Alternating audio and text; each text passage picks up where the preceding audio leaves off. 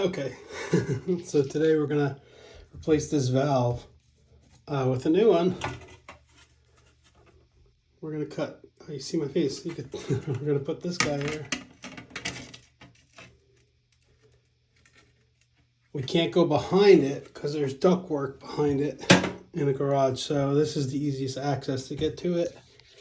Let's turn this on. I'll just show you how I cut the tile with the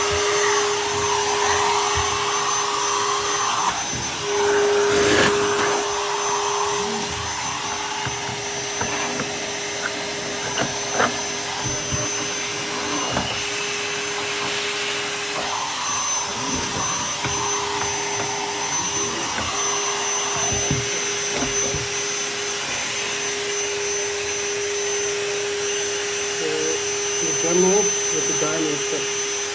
Yeah.